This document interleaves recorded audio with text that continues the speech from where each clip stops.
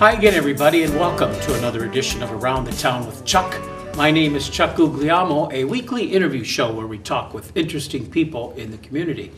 And today my guest is Alex Polchosky. Alex has been on the show about a year ago, I think, around this time. We're during the basketball season.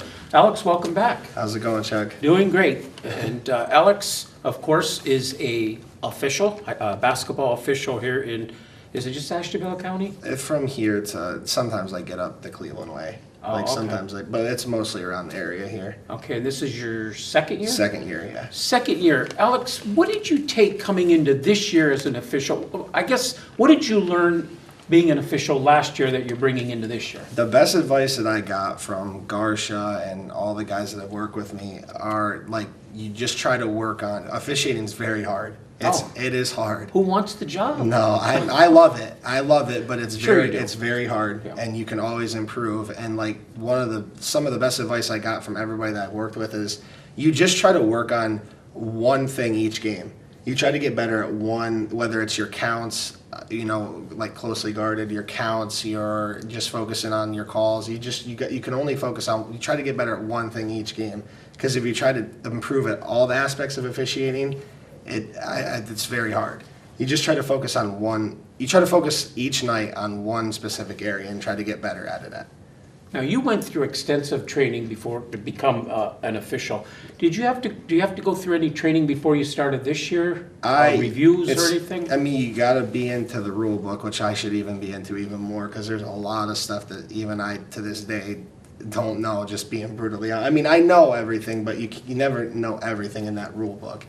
The rule book, they have changed. Like there was a big change. I think it was they went to college rules when it comes to reporting fouls, and it used to just report with one hand at the scores table, but now they want you using two hands like the college officials do.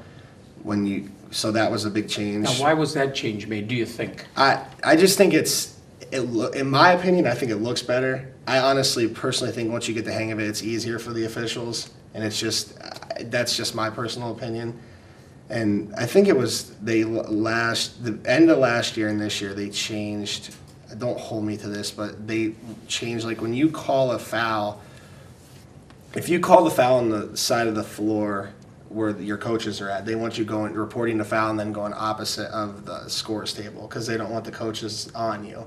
Like you call the foul and they want you on the other end of the floor. Whether the call is good or not, that's just what they want done. Sure. It just cleans stuff up, gets the coaches off you a little bit. Mm-hmm. What level the basketball are you officiating now? 7th, 8th grade, freshman, and JV ball and JV girls. I've got my feet wet, like with a little bit of varsity stuff, just like previews and stuff. But you're really not allowed to do varsity ball until your third year. You have to take a test after your second year to get the varsity, and then you're allowed to do varsity ball with your third year of officiating. Mm-hmm. Boys and girls? Boys and girls, yeah. Now, do you find any difference? Obviously, there's some differences, but as far as officiating the game, it's all the same, isn't it? Yeah, it's all the same.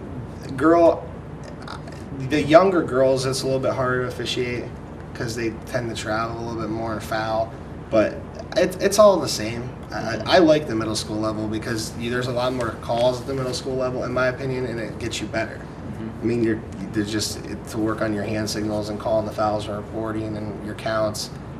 Middle school basketball, and even like when you have your officiating license, like I could go work AAU tournaments and stuff like that at the younger level, and working stuff like that. I've done a little bit of that, and that's gotten me better. I feel like just the experience. Mm-hmm.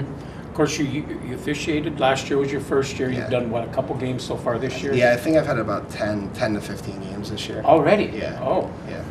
It's because scrimmages, like they always need people, like there's scrimmages before the season starts. In that little bit of time, 1 year plus this year so far, what are you finding to be the hardest call for you to make? There's a couple, but to me it would be 3 seconds. It's 3 seconds. That one's tough. The blocking and the offensive foul chart, like the blocking and player control foul, that's tough, whether the kid's set or not. Now, what do you mean fire control foul? No, not player control. Oh, player control. Player control, oh, okay. Or offensive foul. There's different terms for it depending on, if the offensive foul, throwing an elbow, charging hooking. foul. Yeah, the charging or blocking foul is very tough to call. Offensive foul is tough to call. Define that for the viewers, Alex, because I go to these games and a lot of people get confused. Define, what is charging? Charging is if the offensive player is coming down, not necessarily recklessly, but if that defensive player is set and established, and he is entitled to that ground. And if the player runs into him, and if the player just runs into him, like this is where it's very difficult, and like this is what I'm still learning, and this is where it's like in the rule book where you have to be real precise, because so if a player's standing there, right, and the person has the basketball going down the court, and he tries to avoid contact, but hits into that guy, and the guy slides into him and tries to take a charge, well, then it's normally a block. But if that offensive player just drives down a lane and runs a guy over that's standing there, that's been in position, and he's set, then it's offensive foul. And that's where it's gotten. It's a high school level. It just is what it is. But like in college and in the NBA, they've instituted that line underneath the hoop. And even if the player's set, if his foot's touching that line or over that line, it's a block. They're going to call, even if he was totally set and gets run over, if he's in that restricted area, it's going to be a block. But at the high school level, that rule hasn't been brought into play. I want to get back to charging for a minute, Alex. And believe me, if you don't want to answer it, I will not feel offended. No. But let's say there's obviously a foul, Yeah. but you're not sure. It was a tie to you. Is the rule that you give it to the defensive player? You just better be sure what you make the call and sell it. There's not really a tie. It's you either got a block or a charge. Make the call and sell it means be Be strong that that's the call. That's the call, and then you get. Think about it. Think about when you've been watching a game. This what I've been told, and I believe it's right because they've all told me this. Everyone that's helped me, you make that call, whether it's right or wrong. I don't mean it technically like that, but if you make that questionable call, that referee goes up, bang, block immediately without hesitating. They're probably going to tend to lean with the official. But if that referee goes up, he goes this, and he hesitates and goes, maybe does this and then calls a block, that's when the crowd and everybody erupts. Mm-hmm. Think about how you've seen that before. If if an official hesitates, if they hesitate and get it right, that's a different story. If they hesitate all the time and they're not sure about things, you just got to sell the call. You got to be sure about it. You can't second guess yourself. Have you made a call during the game as it's going on, and then you're going back for the next play, and you're saying to yourself, just to yourself, why did I make that call, or why didn't I make the call? Yeah, but the biggest thing is another thing, like that Garsha and that Kenny McClellan, like that they all told us in class is, you're gonna miss calls. I've missed calls. Every official, even the best ones in the world, miss calls at some point. You have got it. It's over. Well, anybody who plays the game misses something. Yeah, it's the call. It's done and over with. Because if you let it dwell in your head, you're gonna miss the next two, the next three. Then that's when it gets bad. It's got to be over with. You get the next one right and move on about it. That's just what I've been told. That's great. The schedule that you have to officiate games, do you have that in advance, or is that a weekly thing? It's I have it in advance, but there's always stuff going on. I mean, like I get assigned some games, but then I'll have open dates, and if a game comes up, then I'll accept it. Or if somebody has to get a game moved around, we have assigners. Like Phil Garsha's an assigner, and then there's the Chagrin Valley Conference that I'm associated with. They have an assigner, and they assign games. And if your date's open, you accept it. I have a schedule, like I have some games scheduled in February, but they're always popping up. I mean, I could go out of this interview and check my phone and have a game that popped up that I could accept. Or you may get other games that get canceled, like tonight's game got canceled. Yeah, like tonight's game got canceled. Whenever they make them up again, right? Yeah, exactly. Alex, I always wanted to know this too. At halftime, how the players go in and they make adjustments and they talk about what they did right or wrong in the first half. What do the officials do at halftime in the locker room? Do you talk about the first half, or do you talk about what you're going to do in the second half? Briefly talk about the first half. For me, I'll be honest, like I'm new. Okay, so last year, and if I'm with a veteran guy or a guy that I know that's been around, I'll ask him to get on me. I'll be like, hey, what am I doing wrong? What do you want done differently? Because I'm trying to always get better. So, like normally they're helping me. They might be telling me something that I did wrong that they want me to improve on. But that goes into it, and then also you talk a little bit about what happened in the first half, if he saw anything or if I saw anything that we need to clean up. The biggest thing to keep a game under control in basketball is off-ball officiating and dead ball officiating. That's when most of the stuff happens that gets games out of control. Like, referees getting ready to hand the ball in. Well, these two players over here have started pushing each other, shoving each other to go somewhere, like a dead ball situation. That's when most of the monkey stuff, stuff that they don't want going on happens. And that's what you need to focusing on that helps keep a game going pretty good. So, yeah, we go over what happened in the first half and just briefly talk about, what to look for in the second half. And then, that's pretty much it. Yeah, we have a little meeting. I know you get assigned some Spartan games. Yeah. First of all, what's that like to do a Spartan game, and do they try to limit you from doing some of their games? No, I originally asked Phil about that, and there's no real, unless I don't have any, do I know the coaches? Yeah, I know the coaches. I don't have any ties to the kids. I don't know. It's really referee. You're not really supposed to have any, from what I know, I don't think they want you having ties to kids. Again, I don't know the specific rules of this. I don't even, that's kind of what I was told. I don't know if that's true or not. That's just what I was told at one point. But I get assigned middle school games all the time, and in Conneaut, and then I get some of the girls and JV and boys games, and I don't have a problem with that. I just call it right down the middle like I would anywhere else. Of course, you played basketball yourself for the Spartans, 10, 12 years ago? Yeah, about 8, 10 years ago. Are you seeing anything different from the players today than even the short time that you played? The game's changed a lot. It's a 3-point shooting game now. It is, isn't it? Even the big guys. Yeah, the girls, especially girls teams. They're shooting threes too, aren't they? Yeah, that's the evolution. And I see 3-point shooting game just about everywhere. Not everywhere, but it's a majority of what it's went to. And it doesn't look like it's going to go away. No, it's just what everybody's adapted to. That's what I see, especially in girls basketball. I see a lot of 3-point shooting too, which is surprising, but I see a lot of it. What made you get interested in becoming an official? I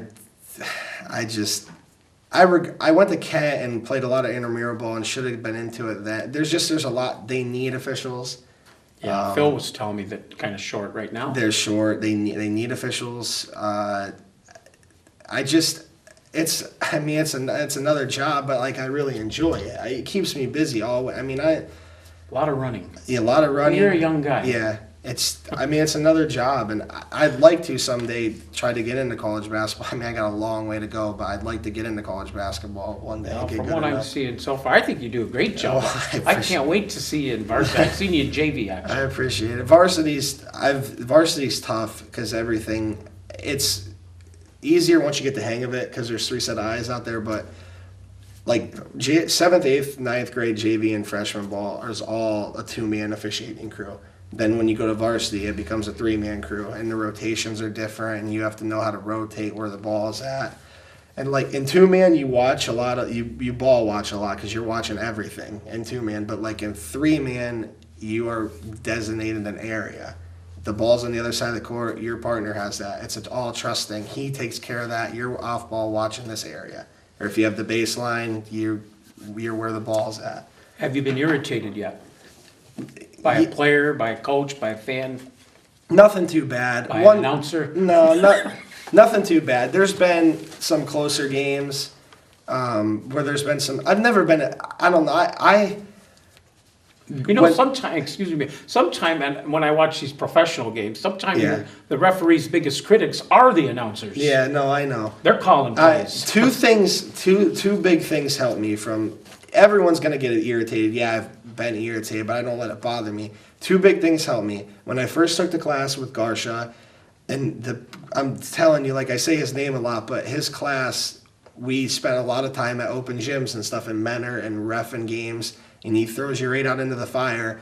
And you have, even in open gyms, he's got Menor coaches or whoever it might be in an open gym. Well, they're on the officials. They're barking at us. You know what I mean? So it's kind of been getting used to. I was used to it right away. And I went to a camp this summer at Cleveland State University, a 3-man camp, and the same thing, learning varsity, learning the 3-man this summer, and the same thing, I had, referees walking up and down the court and me evaluating me, getting me better. But at the same time, there was real competitive games, like a lot of Cleveland teams, and they had the coaches yelling and screaming at the official. It just prepares you. You know what I mean? It's just you get used to it. Sure. No, you call the call right. They still yelling. I mean, you watch games. Everybody wants calls. Yeah. For my newer viewers here, because my ratings are going to the ceiling right now. Tell that story you told us last year. Your first game, I think you said you got thrown into the fire at Lakeside by yourself. Tell that story. My very first game, I was at Lakeside High School. It was a girls' JV game, and I pull in the parking lot. I don't know, it was about 45 minutes before tip-off, and my phone starts ringing, and it's Garsha, and he goes, "Hey, your partner's not going to make it tonight." And I was like, "You got to be kidding me." He's like, "Yeah, I'm sorry. Do the best you can until the varsity guy shows up." And it came out well, if I remember. Yeah, but the funny thing is, I go in, and I'm pretty good friends with the AD at Lakeside, and you go introduce yourself to the coaches, and I was like, "I got some bad news, guys." I was like, "This is my first night, and I'm by myself." But it went good, and then one of the varsity guys showed up. I forget who it was, but at halftime he got there, and he ended up helping me. But I reffed the first half by myself. How nervous, though, were you? Nervous, and it's hard. And I also remember that very first night, with being by myself, you're in charge. The referee's in charge of checking the scorebook before the game. Make sure you have 10 people in the book, 10 on each side, and the starters marked. And about a minute into the game, Lakeside subbed the girl in, and the score table called me over. The girl's not in the book that they subbed her in. So I come over. I have to give a technical foul. It's a technical foul. Yeah. She's not in the book. They subbed her in, and I said, "Coach, I'm by myself." You didn't want to do it, though. Well, I'm by myself, and all this is going on. It's just crazy. Oh, it was crazy. Well, speaking of crazy, Alex, we're going to talk about the Cleveland sports teams right now. Oh, boy. Let's start with the Cleveland Indians. How disappointed were you with their quick exit in the playoffs? Disappointed. That's the one thing with baseball. Oh, man. I actually was at the game when they got eliminated with your son and Adam Holtzen, and it's just the same thing. The Cleveland fans love their teams. They go get their hearts ripped at. It's like what do you think happened? I think the bats got cold. Baseball's so weird because it is. Doesn't matter how. I love it. It is weird. I love it, but like the Tribe played so well. They played hot, and then all of a sudden it can go cold.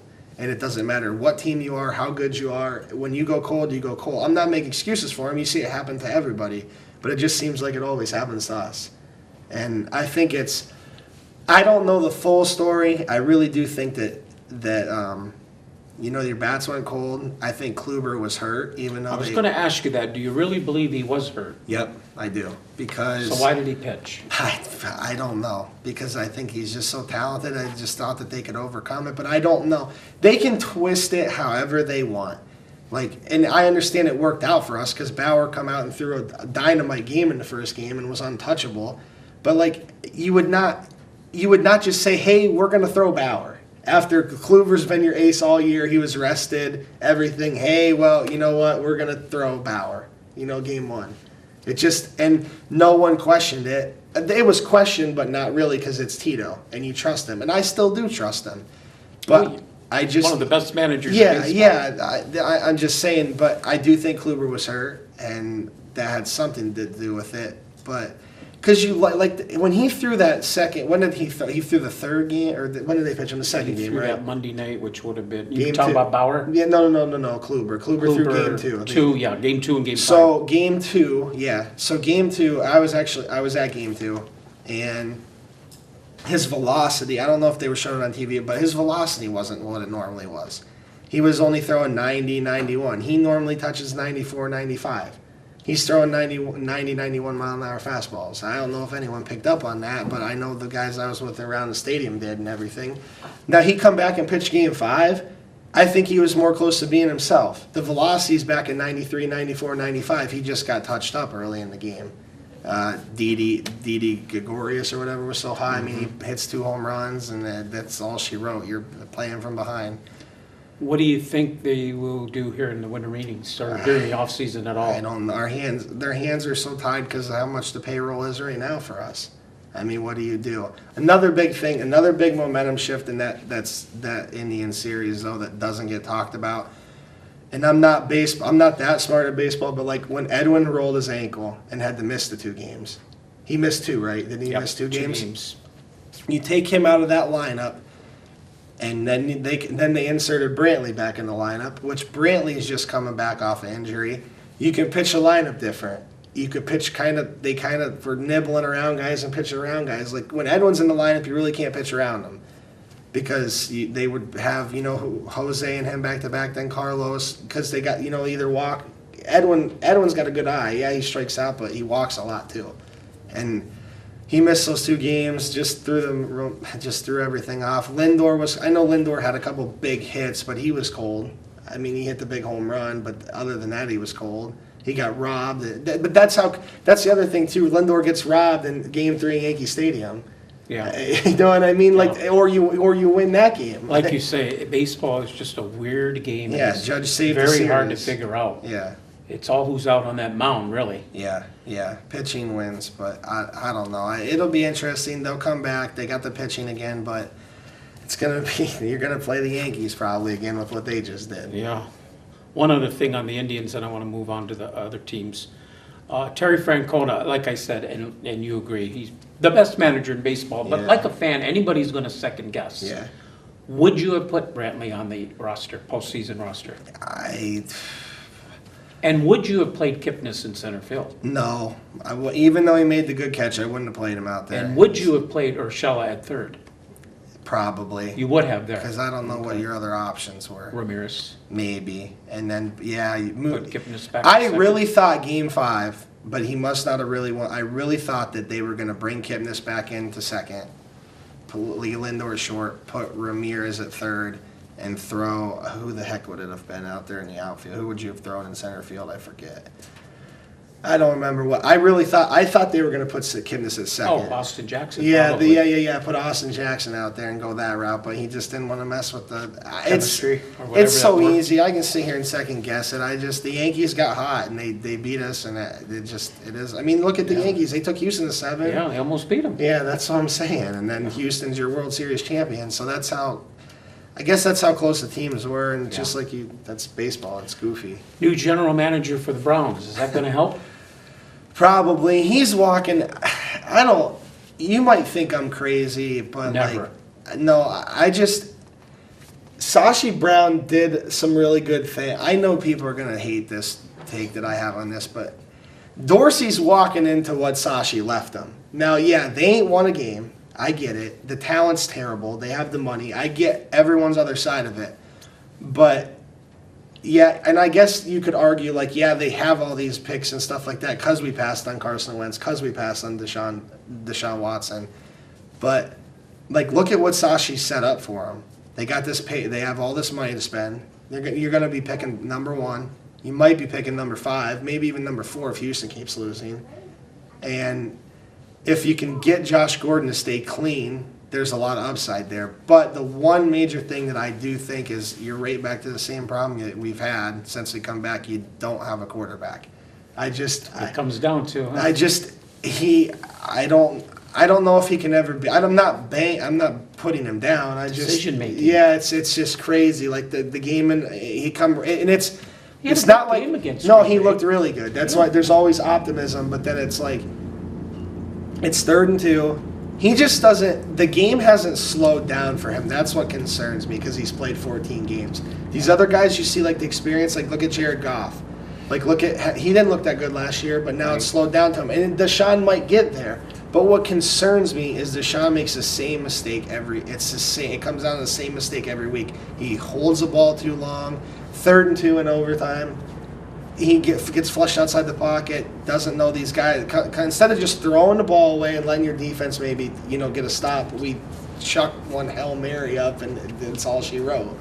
Hugh Jackson has got a vote of confidence saying that he would be returning as a coach for the Browns in 2018. Yeah. If he goes 0-16, is he coaching the Browns in September of 2018? I have to take their word on it that he is. You're taking Haslam's word. I have to take Haslam's word. What do you think GM's word might be? Don't know. Don't know this guy well enough right now. I know the history of him. Dorsey might want. Dorsey probably wants his guy because it would mean you know, that's his reputation on the line. But at the same time, like, Dorsey wanted this job, and Haslam gave him the job, and Haslam said, well, he's our coach. You know what I mean? I think what I truly think will happen is I do think Hugh will remain the coach. But let's just say, like, you know, you go through the draft, everything happens, and they start 0-4, 0-5 next year. Bye. That's exactly what that lady said to me the other Yeah. day. That's what she's predicting. Yeah, That lady's like- my wife, by the way. Well, she's very smart. But I think Haslam will keep his word, and I think that you will see Hugh Jackson start next year as your head coach. But if you come out like, it might even be a shorter leash than that. It might be 0-3. And if they look bad those 3 games, he might be gone out the door. But I do think he'll be given the opportunity to come back. I trust, I don't know, Hugh, I don't know. I don't know. It just, I don't know. Because I see them, they do crazy stuff too. He doesn't manage I the don't clock think he well. will be back, but we'll see. No, you might be right. Who knows? No, we'll see. Who do you think they'll go get to try to coach your team? Who knows? Who wants to come? That's another thing you got to look at. Speaking of coming back, Tristan Thompson's coming back tonight against Atlanta. Leave him on the bench. Took my question right away. Leave him on the bench. You're not excited about it? I'm excited because he's a good defensive player, very good rebounder. You realize your starters are starting slow in games, though. Nah, you leave him on the bench. They're winning. Leave him on the bench. Who are you going to start him for? That's, you know what I mean? Who would you start him for? Who would you start Tristan for? Crowder? See, I just don't. I don't like it. Crowder can score. Crowder can D up. You're taking a score off the floor. I just don't like it. Sort of like about Alex. This is why we got to go one-on-one in my living room. I don't like it. I just don't. I think Tristan needs. I get it. They're actually talking. I don't know how truth it is, but I keep hearing they might even trade Tristan. It wouldn't surprise me. But I don't know. Who knows? There's a lot. They can go a lot of different routes. The Cavs can the rest of this year. Does it matter, do you think, Alex, for the Cleveland Cavaliers if they don't finish #1 seed in the East? No. They've proven it doesn't matter, right? Cavs.